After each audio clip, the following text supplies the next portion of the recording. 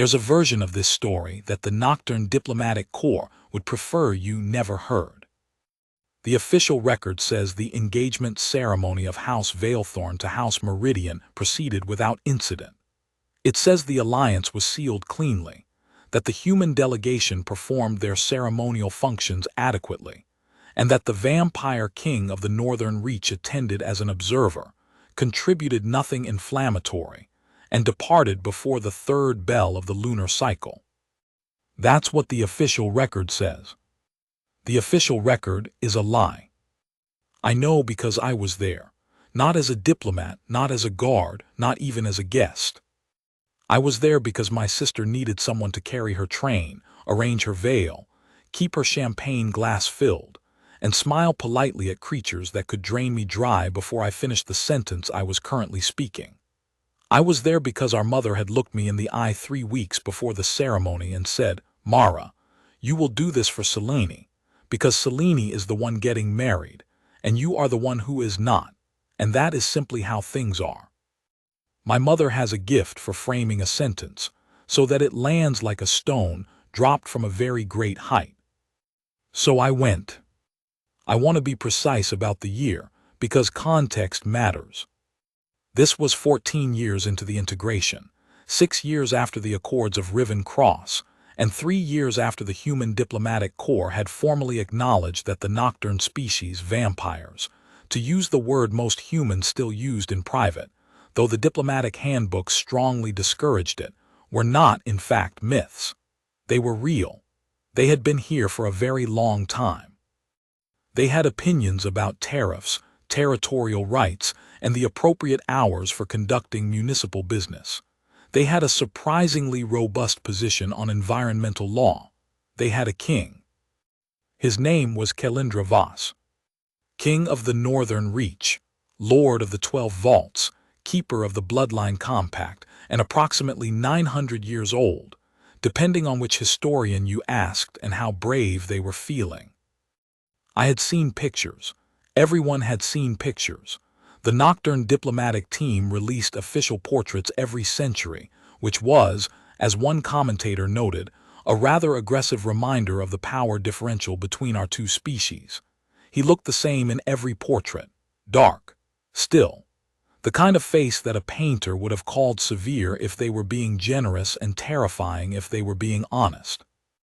Eyes that were described in the human press as silver, though people who had actually stood near him, a short list, mostly ambassadors who spoke in clipped sentences and drank a great deal afterward, said that wasn't quite right.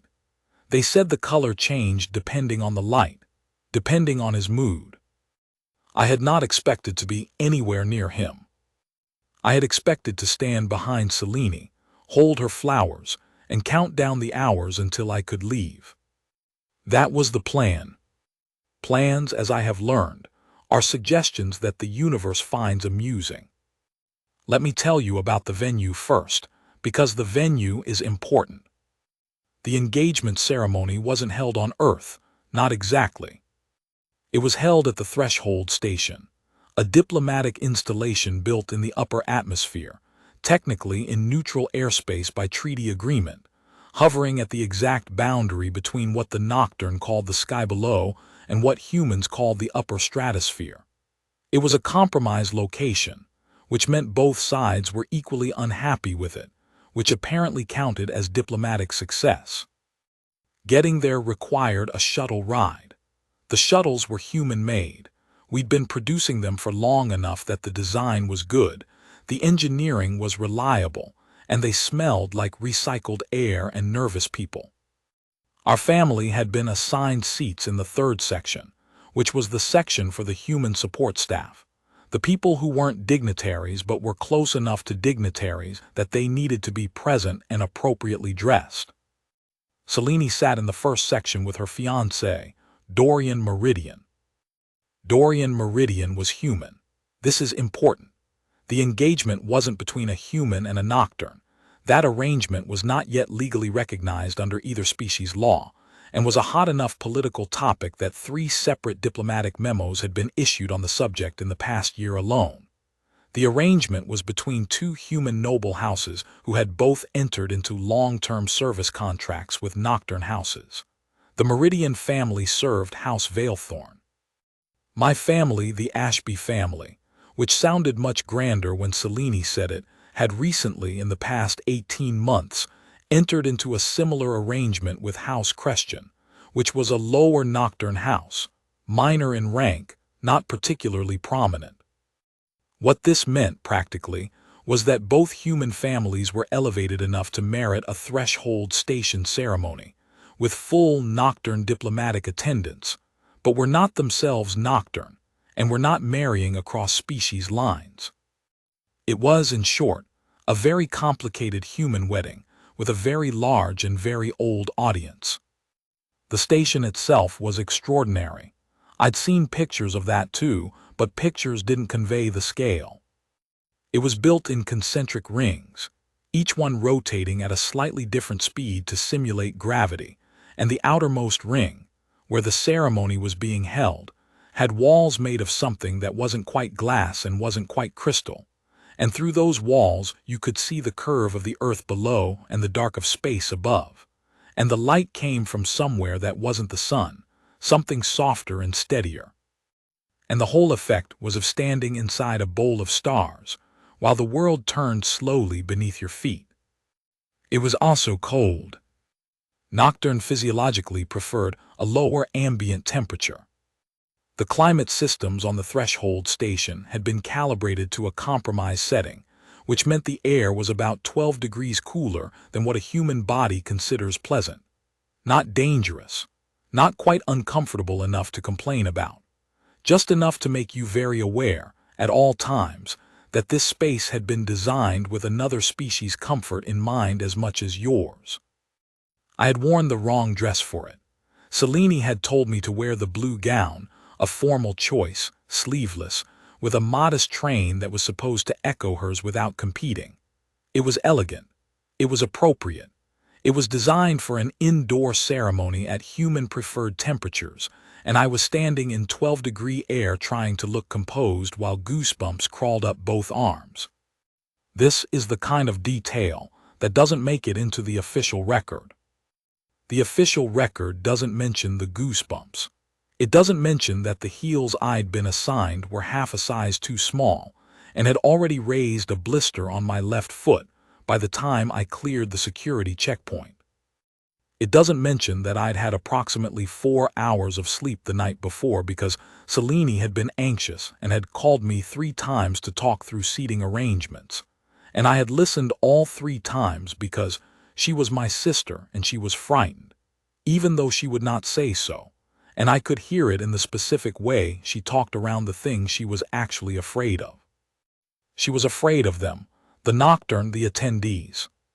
The audience of very old, very powerful, very still creatures who would be watching this ceremony and assessing, in the way that entities who had watched centuries of human politics assess things, whether this union was significant or trivial, whether our families were worth noticing.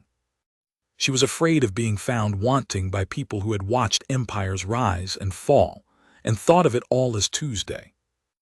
I understood the fear. I had it too.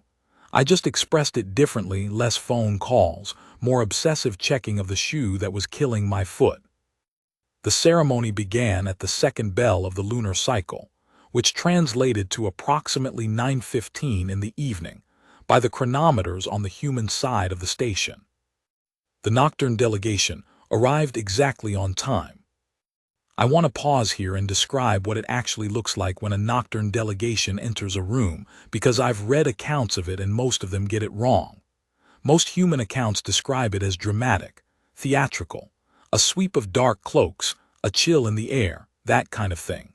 Those accounts were written by people who saw it from a distance, or from elevated seating, or who were looking in the right direction at the right moment. I was standing 12 feet from the entry corridor, holding Selene's secondary bouquet and trying not to let my face show anything at all. It wasn't theatrical. It was quiet. That's the thing nobody tells you.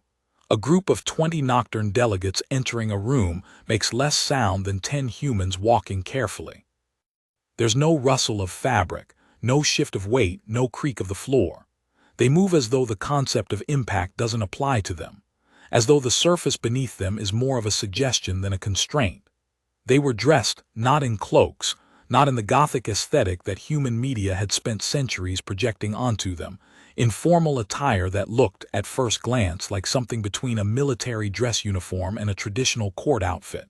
Dark colors, clean lines.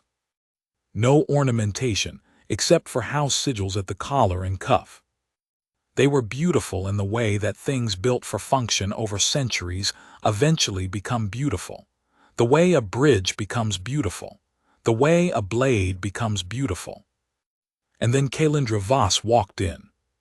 I'm going to try to describe this accurately, because I think the accounts that exist are mostly either too reverential or too frightened to be honest, and I owe this record honesty. He was tall, not unreasonably tall, perhaps 6'3" by human measure, but there was something about the way he held himself that made the height register differently, as if it was load-bearing, as if the space around him was organized in relation to him rather than the other way around. He wore black. His hair was dark. None of this would have distinguished him from the other Nocturne in the room, except that the other Nocturne, despite their stillness, despite their composed presence, were subtly, almost invisibly giving him space. Not out of fear exactly, out of something more reflexive than that. The way iron filings arrange themselves around a magnet, not because they're afraid of the magnet, because that's simply what happens in proximity to it. His eyes. I said I'd try to be accurate, so here it is. His eyes were silver in the way that old mirrors are silver, not bright, not metallic, a color that held depth behind it, that seemed lit from somewhere further back than the surface. He was scanning the room, a security sweep, the kind of behavioral pattern that anyone trained in protection would recognize, and he did it without turning his head, just his eyes moving. Just this slow, systematic assessment of every corner, every person, every exit. He reached me. He stopped. Not his feet, his eyes. They paused on me for what I clocked internally as about 4 seconds, which is a very long time to be looked at by something that has watched human history unfold like a slow film and has opinions about it. And then he moved on, continued the sweep, took his position near the raised dais at the far end of the room where the Nocturne observers were stationed. 4 seconds. I thought at the time that it meant nothing. Security sweep, assessing the staff, noting positions. I was wrong about that. The first phase of the ceremony was the compact recitation, a formal reading of the alliance terms between House Veilthorn and House Meridian, conducted by a Nocturne advocate whose voice was so low and so precisely controlled that you felt it more than heard it. The words were in the old language, which my diplomatic briefing packet had described as archaic Nocturne formal register, not expected of human attendees to understand. There was a human translation running on a small screen near the staff section, but the screens had been placed at an angle that made them visible from the seating area and not from the staff positions, so I got nothing. I stood and held the bouquet and watched Selene stand very straight and not shake, which I knew was costing her something.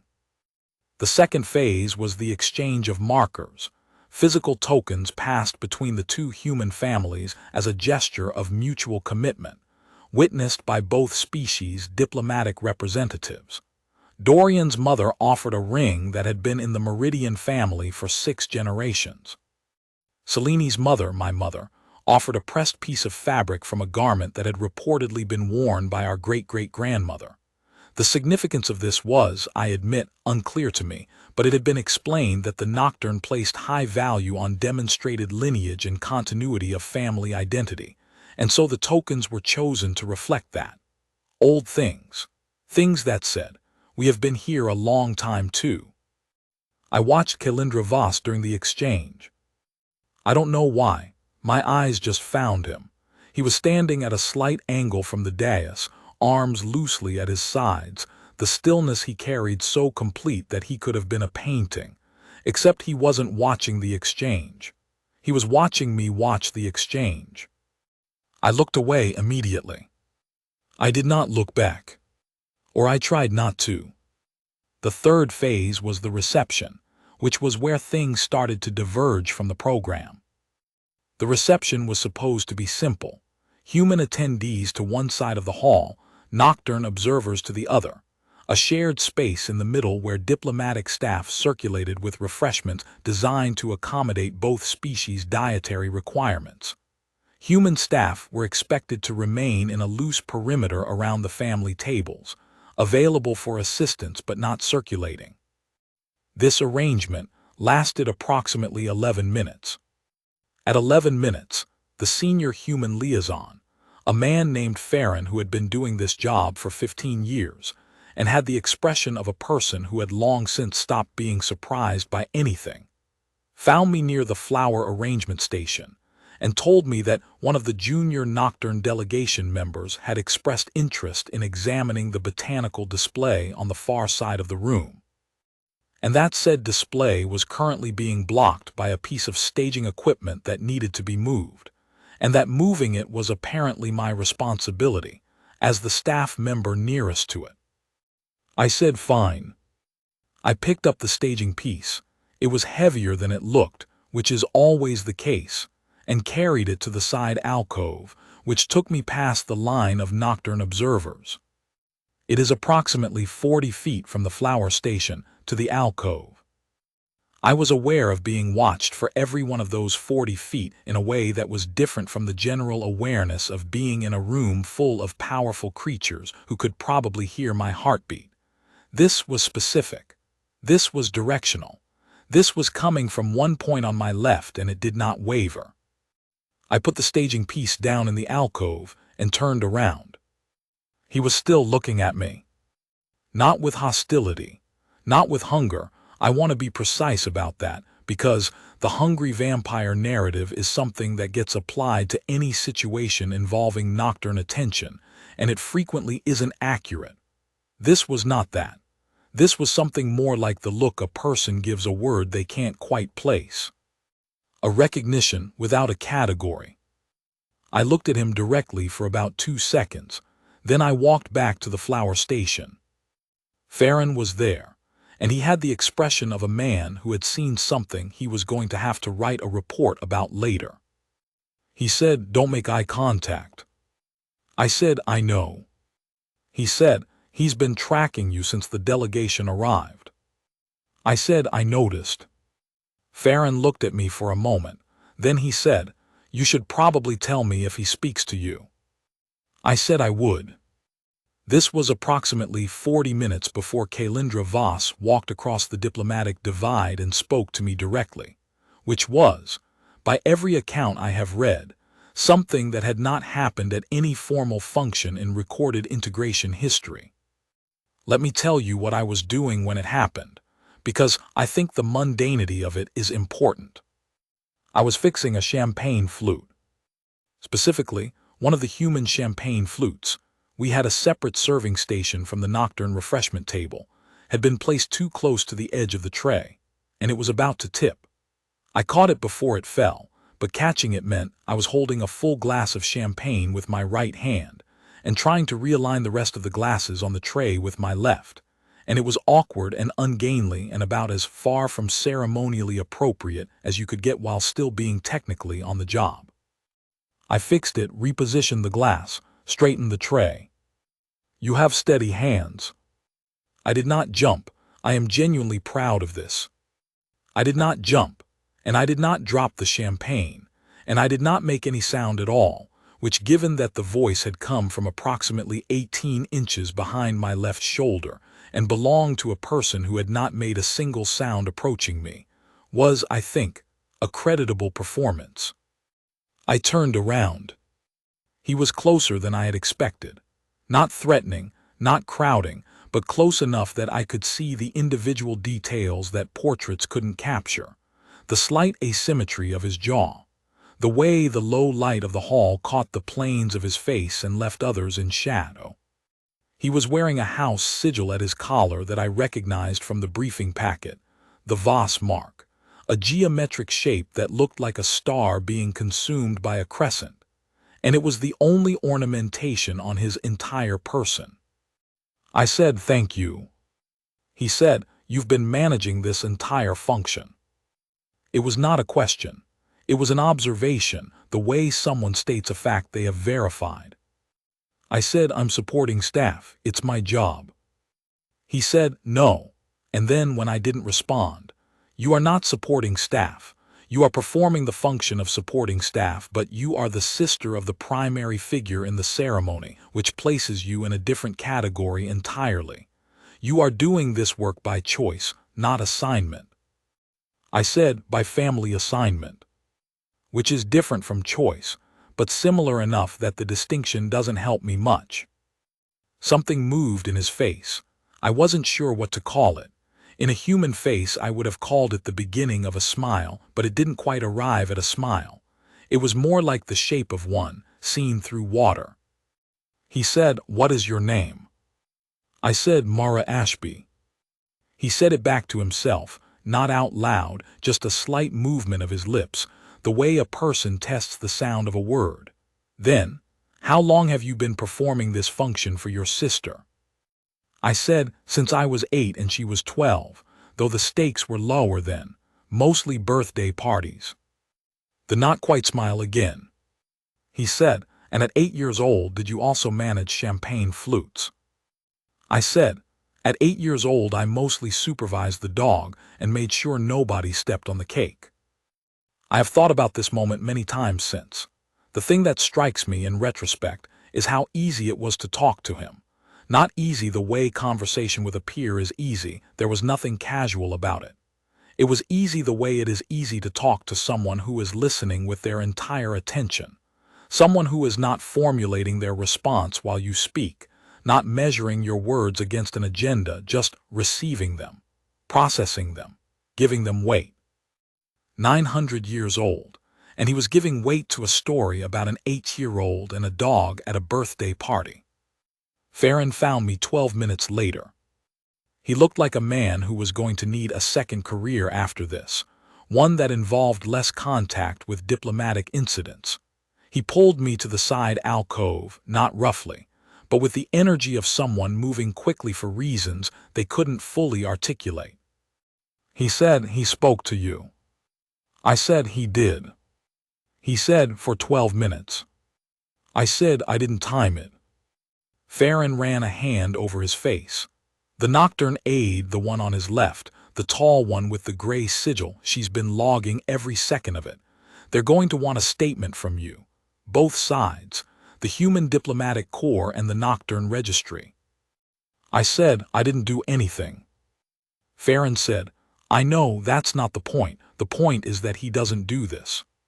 He doesn't cross the floor. He doesn't initiate contact with," he stopped, chose the next word carefully, "with human support staff, at formal functions. He doesn't do it. It has not happened. So when it happens, it gets logged." I thought about this, then I said, "Is it bad that it happened?"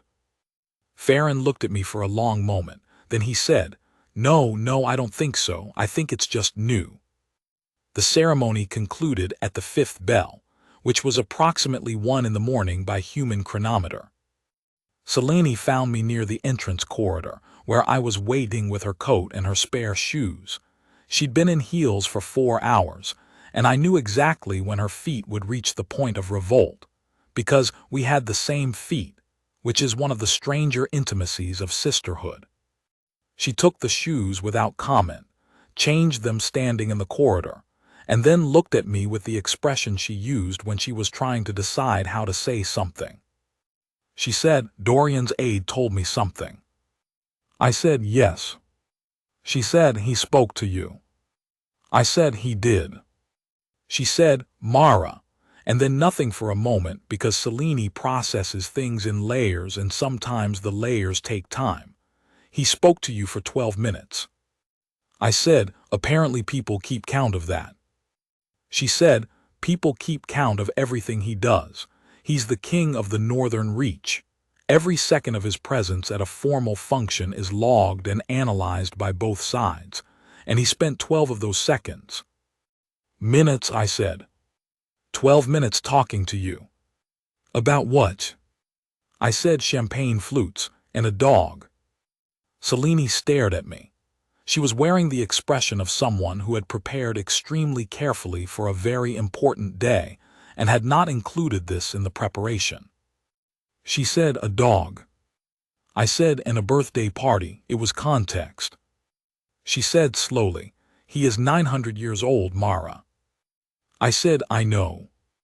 She said, he has attended, by conservative estimate, 400 formal diplomatic functions since the integration began, and he has never, not once, crossed the diplomatic divide to speak to a human attendee who was not a registered diplomat.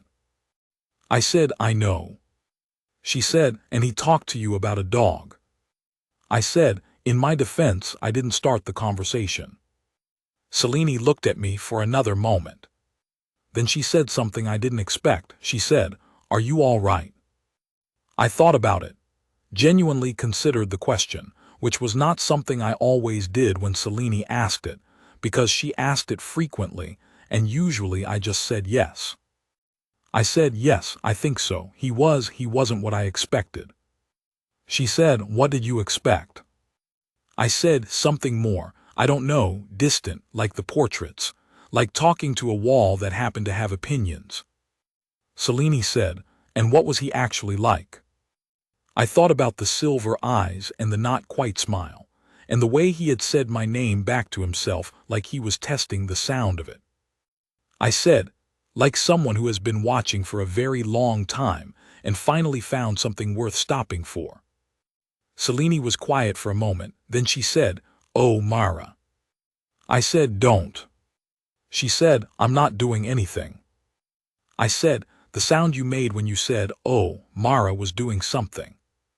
She put her arm through mine, and we walked toward the shuttle bay together, and she didn't say anything else about it, which was one of the things I loved most about her when she was being her best self. I filed my statement with the Human Diplomatic Corps 3 days later, in a small office in the liaison building that smelled like old paper and climate-controlled air. A woman named Director Harron conducted the interview. She was efficient, careful, and clearly had been briefed on something before I arrived, because she already knew the timeline. She said, he initiated contact at the 23rd minute of the reception phase. I said, if you say so. She said, he sustained the conversation for 12 minutes and 40 seconds. I said I didn't time it. She said, we did. She looked at me. Ms. Ashby, I want to ask you something, and I want you to answer honestly rather than modestly. I said, all right. She said, in your experience of the conversation, your subjective experience of it, did it feel like a diplomatic overture? Like he was using you to access information about your family, or the Ashby service contract with House Christian, or anything related to the ceremony itself? I thought about the champagne glass, the birthday party, the dog. I said, no, it felt like he was just talking to me. She looked at me carefully. Then she said, yes, that's consistent with what the surveillance feed shows. A pause. That is, in fact, the concerning part. The Nocturne registry statement was conducted differently. A Nocturne liaison came to me, rather than requesting I attend an office. She was young by Nocturne standards, which meant she was approximately 200 years old, and she had the careful, precise manner of someone navigating a situation for which there was not a clear protocol.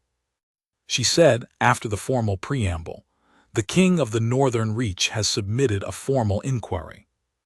I said, about what? She said, about you. The room was quiet for a moment.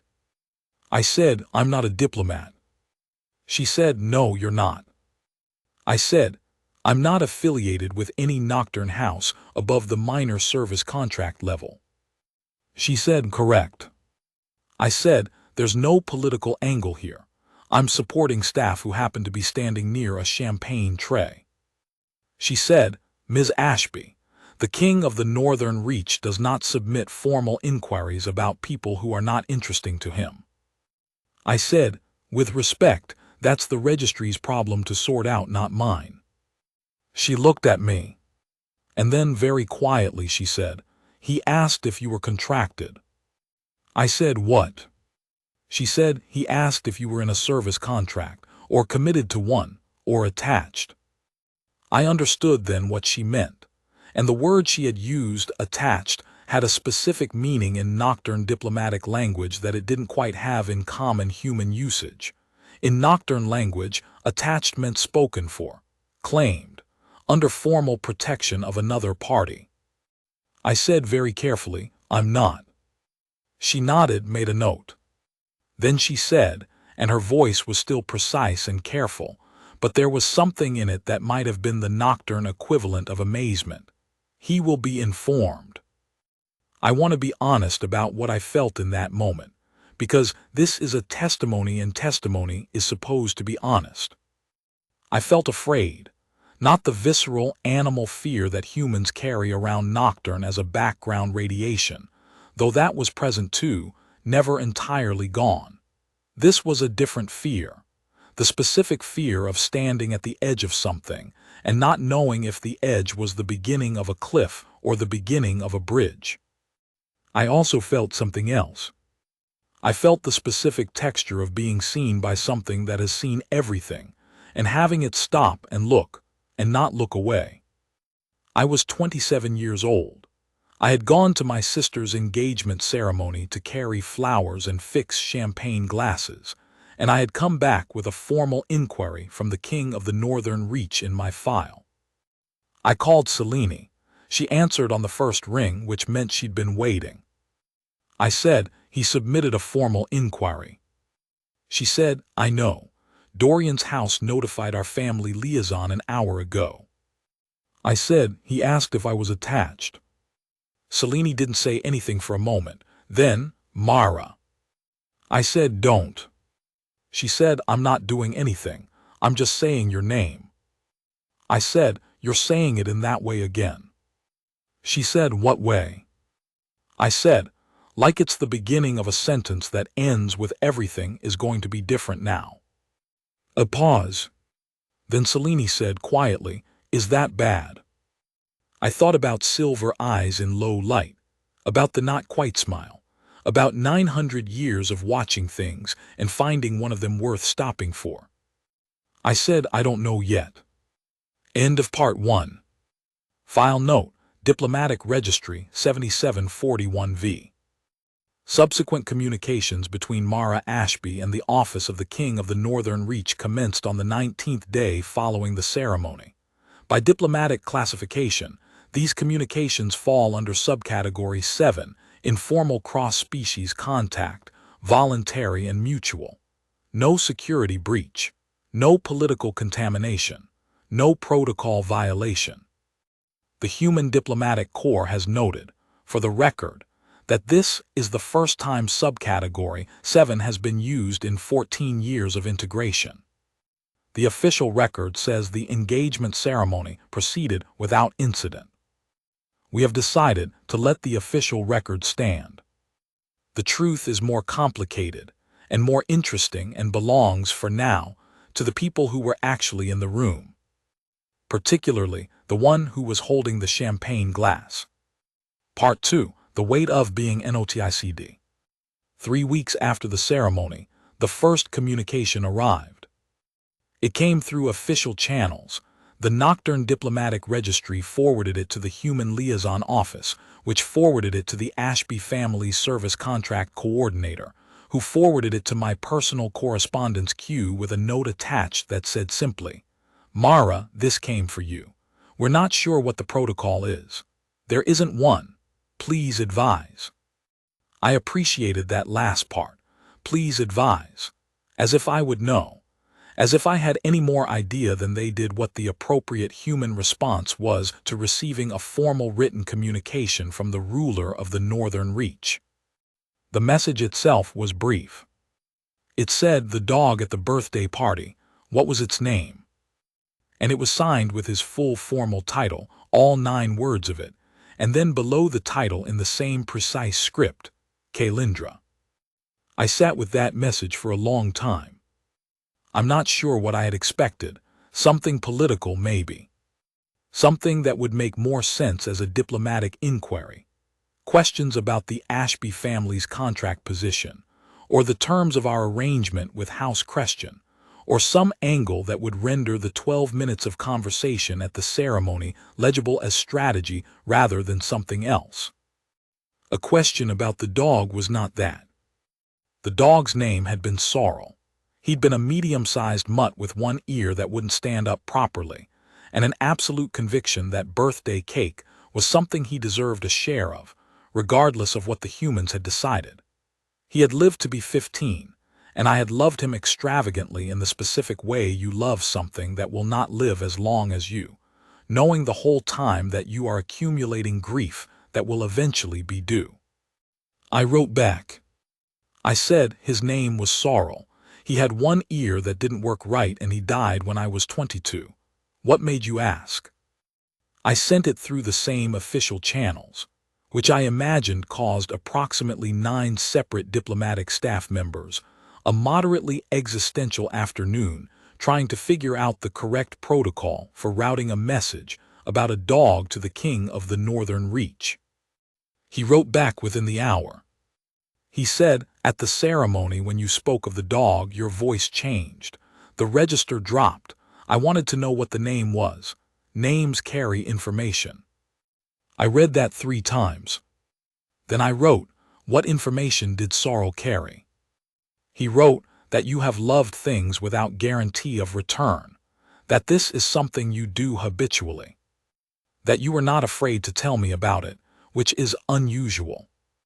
I sat with that for a longer time. Then I wrote, most people are afraid of you. He wrote, yes. I wrote, are you telling me I should be? He wrote, no, I'm telling you that you're not and that I found it notable. When something is notable, I investigate it. 900 years has taught me that notable things should not be dismissed. The correspondence continued. Not daily, the rhythms were irregular, the way conversations are when both parties have lives that exist outside the conversation. Sometimes 3 messages in a day, back and forth, the way you talk when you've caught a thread and neither person wants to put it down. Sometimes a week of silence, and then a single message that picked up exactly where the last one left off, as if the week hadn't passed. He asked about my work. I was a biological systems engineer, which sounds grander than it is, and which I explained to him as essentially designing the interfaces between human biotech and natural ecosystems, making sure that the things humans built didn't wreck the things that had been growing without our input for considerably longer. He found this interesting in a way that seemed genuine. He said, you manage the boundary between constructed systems and organic ones. This is also what diplomacy is. I said, that's a generous reading of what I do. He said, it's an accurate one. I've been doing the same thing for 800 years. It looks different from the inside, but the principle is the same. I asked about his work. He was careful about it. Careful the way people are when they're not sure how much to give, when they're reading the safe depth of the water before they decide how far to wade. He told me about the 12 vaults, which were the nocturne equivalent of a governing council, 12 houses, each with specific authority over different aspects of Northern Reach governance, and the king as the balance point between them. He told me about the things that were currently in negotiation with the Human Integration Council.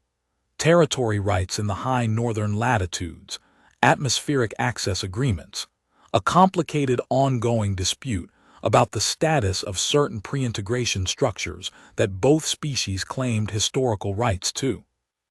He did not tell me everything, but what he told me he told accurately and without the smoothed-down diplomatic language that official communications used, and I thought I noticed that this was itself a kind of trust. Small, carefully offered, a door opened just enough to let light through. 2 months after the ceremony, Director Heron called me in again. She said, I need to ask you something, and I want to preface it by saying this is not a security review. It's a conversation. I said, all right.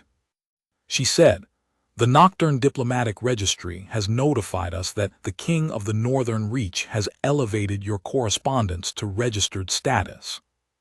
I said, what does that mean? She said, it means he's formally acknowledged it as an ongoing communication of diplomatic significance. It means it's now part of the official record. It means, she paused, choosing words. It means that whatever is happening between you and him is no longer private correspondence. It has a category.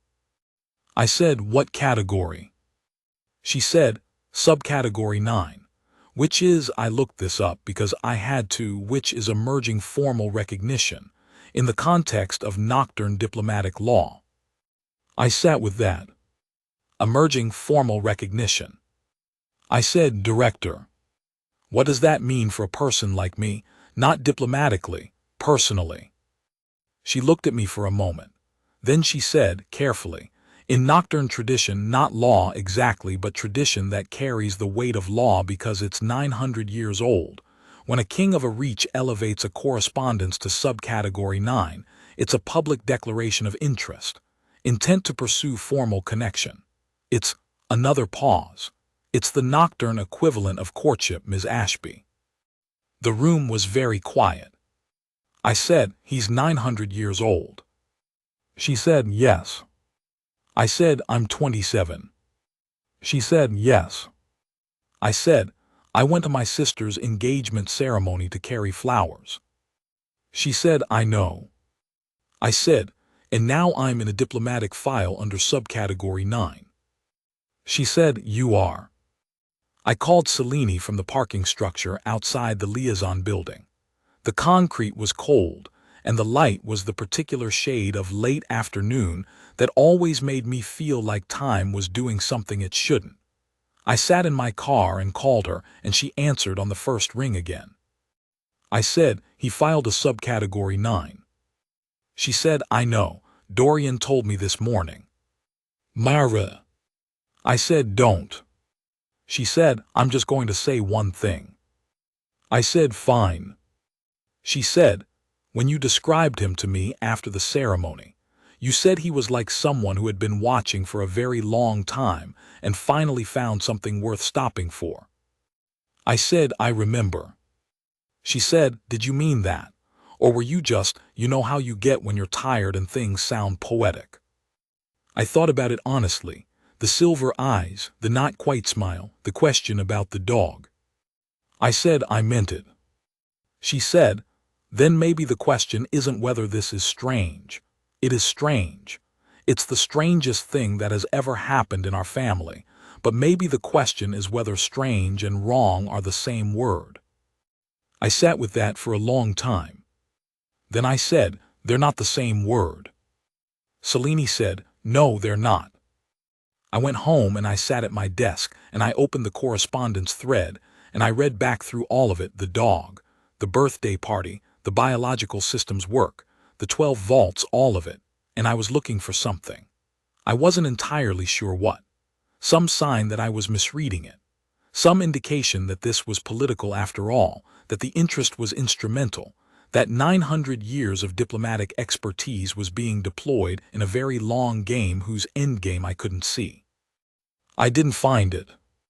What I found was a series of messages between two people who were genuinely curious about each other. Nothing more constructed than that. Nothing more strategic. Just two people, wildly different in every measurable way, who had found the other's mind interesting and kept coming back to see what else was in it. I wrote a message. I said, I've been informed of the subcategory 9. He wrote back within the hour, I expected you would be. I said, you should have told me. A pause, longer than usual. Then, yes, I should have. I thought the registry would handle the formal notification, and I didn't consider how that would feel to receive institutional information about something personal. I apologize. I read that 3 times. I wrote, the apology is noted, thank you. He wrote, Mara. I wrote, yes. He wrote, are you afraid? I thought about it, really thought about it, the specific textures of what I was feeling. I wrote, yes, but not of you. He wrote, then of what? I wrote, of the size of it, of the fact that I went to carry flowers and I ended up here, of the fact that I don't know what here even is yet. He wrote, neither do I 900 years, and I don't know what this is yet, only that it's notable, only that I keep coming back to it, only that the word I have for things I keep coming back to is rare, and I haven't used it in a very long time. The night of the subcategory 9 notification, I couldn't sleep. This is not unusual for me. I have always been a poor sleeper, too much internal noise, the kind of brain that mistakes the quiet of the night for an invitation to work through everything that didn't get processed during the day. But this particular insomnia had a specific quality. It wasn't anxiety exactly. It was more like standing in a field in the moment before weather changes, when the pressure has shifted but the rain hasn't arrived yet, and everything is very still and very charged, and you know something is coming and you can't name it. I got up at 3 in the morning and stood at my window and looked at the city. We were on the 4th floor, my apartment, and from the window you could see 3 streets and a stretch of river, and the lights that never entirely went off in the distribution center 2 blocks east. It was raining lightly. The kind of rain that doesn't commit to itself, that falls and half evaporates before it hits the pavement. I thought about what it meant to be noticed. I had spent most of my life in a particular role, the second sister, the practical one, the one who held the flowers and managed the logistics and kept the dog from eating the cake. Selene was beautiful in the way that gets noticed immediately. I was noticeable only to people who were paying close attention, and most people didn't pay that kind of attention, not because I was invisible. I was just easy to look past, easy to note and set aside in favor of more immediately significant things. He had noticed me in 12 minutes. 900 years of practice at assessing rooms, assessing people, separating signal from noise, and whatever I had read as signal. That was the thing I kept turning over. Not the political implications, not the procedural complexity of what subcategory 9 meant, not even the specific strangeness of the situation. Just the fundamental fact of being looked at by something that old and that careful, and having it stop looking at anything else. The first formal meeting was arranged 6 weeks after the correspondence began. It was not technically a personal meeting. It was framed diplomatically, officially, as a cross-species cultural consultation, attached to a broader review of integration protocols for human service contracts. I was listed as a human subject matter contributor. He was attending in his capacity as Northern Reach representative. Both diplomatic corps had constructed this framing with evident care. I appreciated the effort. The meeting was at the threshold station again. Same outer ring. Same crystalline walls with the curve of the earth below and space above. Different configuration, smaller room, a round table, 4 diplomatic staff members from each side and the 2 of us. He was already in the room when I arrived. He looked exactly as he had at the ceremony. This was not surprising. He was 900 years old, he did not age, but the continuity of it was still strange to process. I had spent 6 weeks building a correspondence with a voice, a written cadence, a particular way of framing observations, and now here was the physical fact of him again, and the task of reconciling the voice with the face was a specific kind of adjustment. He stood when I entered the room. The human diplomatic staff looked slightly startled by this. I suspected it was not standard Nocturne protocol. I sat down, he sat down. The diplomatic staff began the framing preamble, the formal acknowledgement of the purpose and scope of the consultation, and I watched him not watch them. He was listening. I could tell because his eyes had the specific quality they'd had at the ceremony when he was paying full attention to something, a stillness within the stillness, a depth of focus that was almost uncomfortable to see directed at yourself. He was listening to them, but he was looking at me. Not continuously, not in a way that would register as inappropriate on a surveillance feed. I suspected he was too experienced for that. But in the intervals between official speech, in the moments when the diplomatic record would log pause or transition, his eyes came to me. At one point, during a particularly extended preamble about the history of service contract protocols, I looked at the table's surface and quietly, under the edge of the table, wrote a single word on the small pad I'd brought for notes. Noted. I slid it just slightly toward the center of the table. I felt rather than saw his attention shift, a second's pause, and then on the pad he had brought, which I had not expected him to use, had assumed it was formality, he wrote one word back. Always. The consultation lasted 4 hours. The official portion was about 90 minutes. The remaining 2.5 hours were, by mutual diplomatic agreement, classified as extended informal exchange, which was a category both corps had apparently invented on fairly short notice to explain why two people kept talking to each other past the official agenda. We talked about the integration. We talked about the human service contract system, its history, its inadequacies, its genuine points of progress.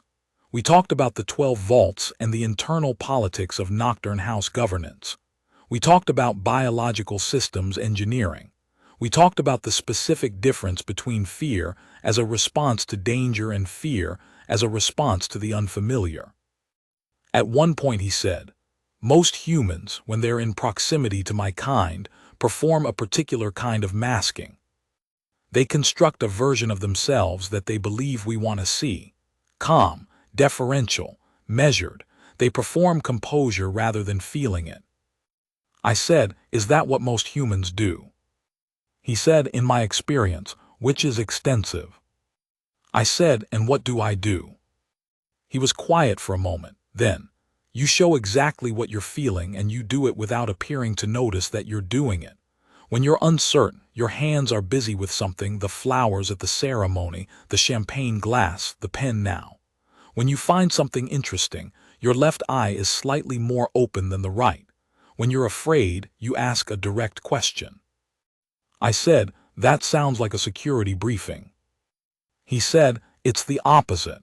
A security briefing aims to produce predictability. I'm describing something unpredictable." I said, "I'm not sure being readable is the same as being unpredictable." He said, "In my experience, most things that can be read easily become predictable. You don't. I read you clearly and I can't predict what you'll do next. That's unusual." I thought about that.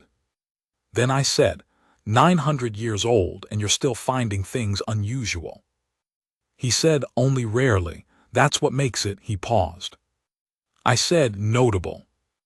The not quite smile. Present this time, a little longer than before, a little less water between me and the shape of it. He said, "Yes, notable." We were the last 2 people left in the room.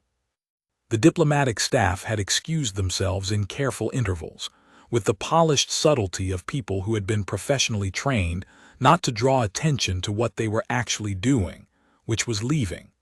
The Nocturne staff first, then the human staff, until there was just the round table and the crystalline walls and the earth turning below us. He said, "Mara." I said, "Yes." He said, "I want to tell you something, and I want you to tell me if it changes anything, if it alters whatever calculation you're making." I said, "All right." He said, "I have been at formal functions of this type for 400 years. Diplomatic ceremonies, alliance gatherings, cross-species consultations.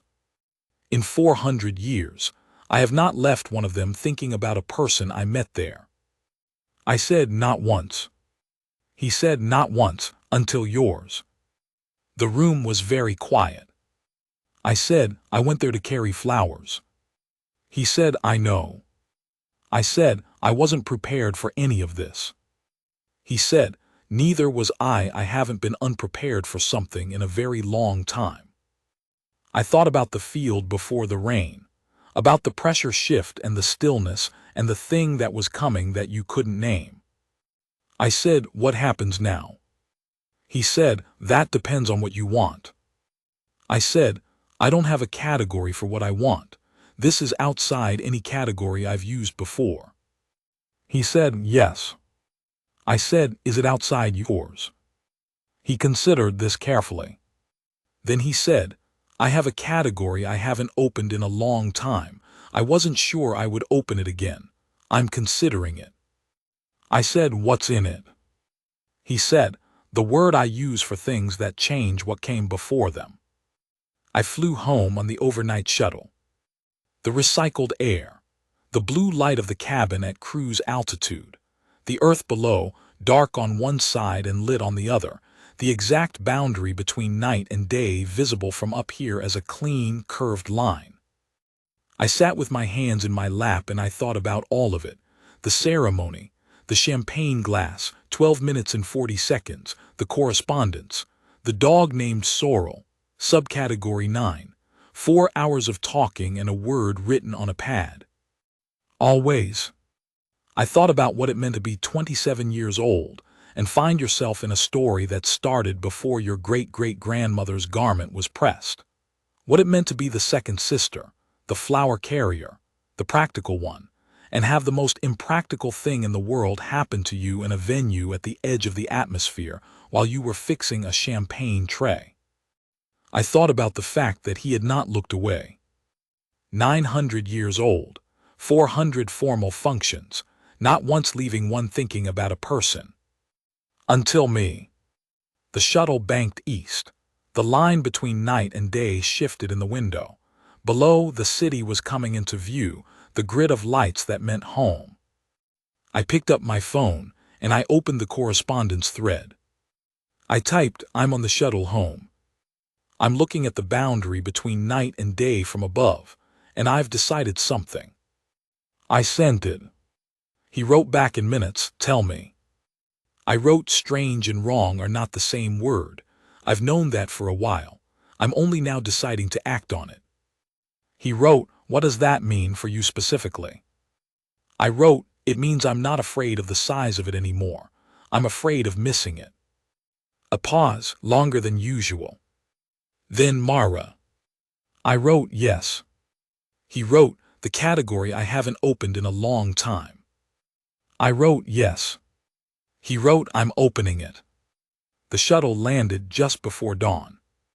I walked through the terminal, the familiar noise of it, the recycled air smell, the particular exhaustion of a person who has been somewhere unusual and has come back to somewhere ordinary and is still carrying both in the same body.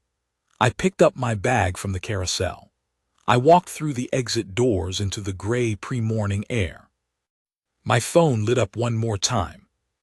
He wrote, "The word in Nocturne for the thing in that category, the thing that changes what came before it, the closest translation is not an English word exactly.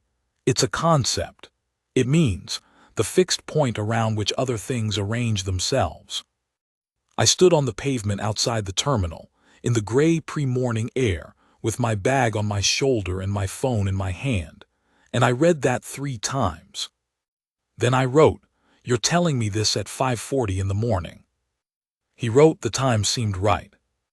I wrote, 900 years old and you have a sense of timing."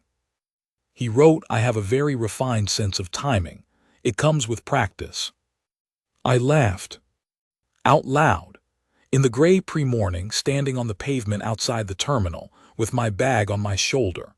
Just laughed, the way you laugh when something is genuinely funny, and you're too tired and too awake at the same time to manage the more composed response. I wrote good night or good morning. I'm not sure which one applies. He wrote both, "Sleep well, Mara." I put my phone in my pocket and walked to my car. The city was waking up around me. The light was coming slowly, the way it does when it's not quite sure the night is finished. Birds I couldn't see were starting somewhere in the trees along the terminal road. Traffic, distantly. The smell of rain that had happened while I was in the air, the wet pavement ozone smell that means the world cleaned itself while you weren't watching. I sat in my car for a moment before I started the engine. I went to my sister's engagement ceremony to carry flowers. I came back with a fixed point.